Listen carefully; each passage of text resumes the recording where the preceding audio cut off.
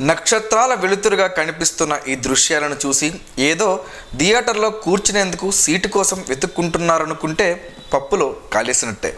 ఓ cinema థియేటర్లో అభిమానులు చేసే సందడి అనుకుంటే అలా కూడా కాదు. అలా అని సీఎం చంద్రబాబు నాయుడు ప్రతిపక్షంలో ఉండగా సెల్ ఫోన్లో లైట్ చూపి మద్దతు ఇవ్వాలని పిలుపునిచ్చారు. అలా అని అభిమానులు వారి హీరోకి మద్దతిస్తున్నట్టు కాదు. కేవలం థియేటర్లో రన్ అవుతున్న సినిమాను కొందరు అత్యుత్సాహంతో రికార్డ్ చేస్తున్న దృశ్యాలు ఇవి.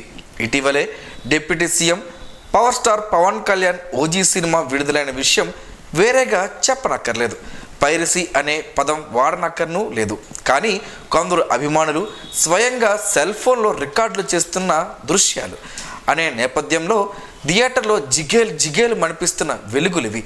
ఈ రికార్డింగ్ వలన థియేటర్లో ఉండే మిగిలిన అభిమానులు ప్రేక్షకులు ఎంత ఇబ్బంది పడుతుంటారో రికార్డ్ చేసేవారు ఒక్కసారి ఆలోచించాల్సిన అవసరం ఉంది.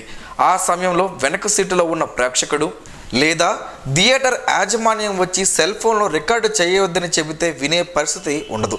మేము అభిమానులమంటూ తారాజువ్వ సుర్రుమని ఎగిరినట్టు ఎదుటివారిపైకి దూసుకు వస్తున్నారు.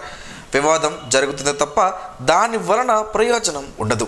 ఒకరిని చూసి మరొకరు సెల్ ఫోన్లో థియేటర్ల రికార్డింగులు చేసి అటు ప్రేక్షకులకు ఇబ్బంది పెట్టడం సరికాదు.